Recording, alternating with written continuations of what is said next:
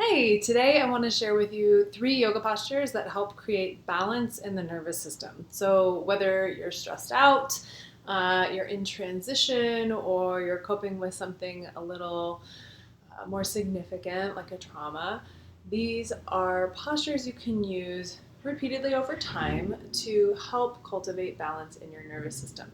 So, I've got a mat and 2 blocks and a bolster. Bring any props you think you might need, have them nearby.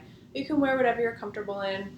I've got work jeans on, so let's go ahead and get going. So grab your mat, and we'll start on all fours. If you like to warm up with cat-cow, I always enjoy that. You can also warm your body up just by walking around for a few minutes if you feel a little stiff in the morning, things like that. But our first posture is Adho Mukha Svanasana, or downward facing dog. So you've probably heard of it if you've been to a yoga class. Wouldn't be surprised if you saw or experienced it for yourself. So first tidbit, hands, shoulders, distance apart. Okay, plant them right underneath your shoulders and then step them just an inch or two forward. And then tuck your toes in. Trick number 1, keep your knees bent as you lift your hips up and back. Okay, so this is downward dog. Now you can see in this posture how my back really wants to round. My back really wants to do everything. It wants to round, it wants to arch. So I've got to keep it right in the middle, but you might keep your knees really bent, or you might explore straightening them a little more. Key point here is to make sure your hamstrings, back of your legs, don't start screaming at you. Okay? So that's probably enough. Use an exhale to come down.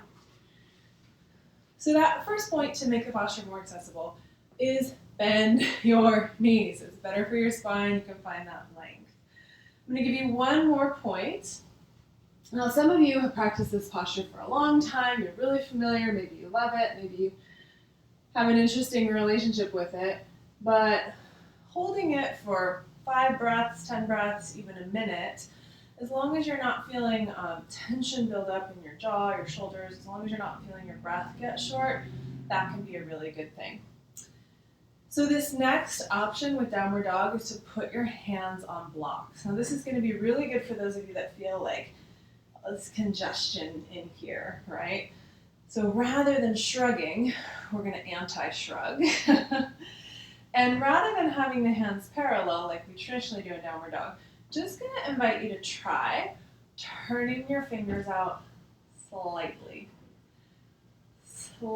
So when I teach this in classes, I'll see this.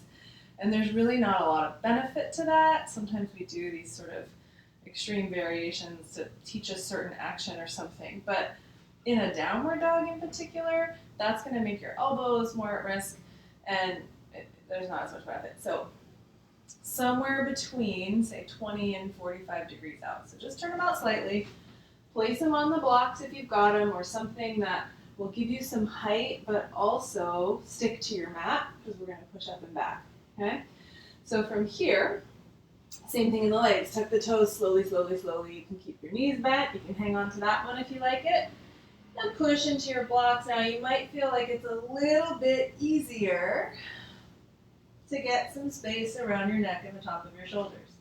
Press through your hands, anti-shrug your shoulders, keep your knees bent, or explore straightening them. Take a nice, easy breath.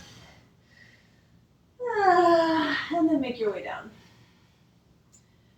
All right, so that's our first posture for helping to cultivate balance in the nervous system. It's a great thing to do in the morning. My dog does it every morning. I try to encourage her, copy her, things like that. She's a beautiful downward dog. So you can just work with that one. Work with holding for a few breaths. If you'd like to add something, our next soothing, or actually it's soothing and balancing posture, is just to walk your hands back towards your feet from down dog. Maybe walk your feet towards your hands. You can do a little bit of both. Now, if your hamstrings are really open, your hands might be on the floor. For most of us, I think it's helpful to have hands on blocks. But we'll do a little preview halfway up, lengthen to get length in your spine. And then as you exhale, start to fold forward. So my hands come to the floor. I've got a pretty bendy body. I've been doing this a long time. Keep your hands on the blocks, particularly if you're feeling a lot in the back of your legs. So I'm not going to get too technical with this. The biggest thing is just like down dog, bend your knees. It's so helpful to bend your knees. In fact, most of the time when I practice this, I still bend my knees a lot, and I like to sway a little side to side. So rhythm can be very balancing, right? So a couple rhythmic breaths, a little rhythmic sway if that feels good. You can shake out your head. Then you can hold here for as long as it feels helpful for your body, okay? So 2 simple postures, Adho Mukha Svanasana, downward facing dog, and Uttanasana, standing forward fold. Obviously, sometimes we're gonna have something going on with the hamstring or the wrist, and those aren't accessible. There are other postures for that, but for the sake of today, those are our first 2. I've got one more, all right? And it is a rhythmic kind of sequence, and it's a little preview of a sun salutation for those of you that are familiar with it. We're going to use our blocks and come right back into that same posture, kind of halfway up, right?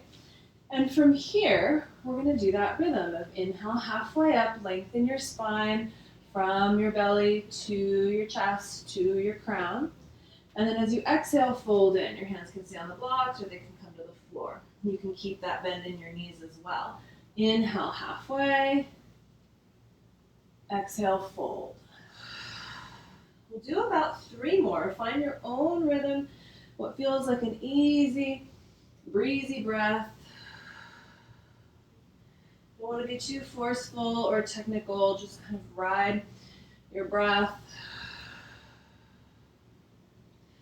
I love a horse breath from here. So if you're with me, oh yeah. Last one. One more little shake out. If you're on the computer a lot, right, you kind of get a lot of this tension up here. Just shake it, shake it, shake it, shake it, shake it. And you can come out through a squat or rise to stand. All right, so those are my offerings for you today. 3 relatively straightforward postures, and I think we talked about ways to make them a little bit more accessible. Downward facing dog, Uttanasana, standing forward fold, and that flow from halfway up, Ardha Uttanasana, right back into Uttanasana, standing forward fold. You don't need to know the Sanskrit to do them. Most important thing is just practice consistently, gently, with that smooth, easy breath. It's one of the things that helps balance the nervous system, right? So we'll talk more about these things, but that's what I have for you today. Much, much love and a huge namaste your way.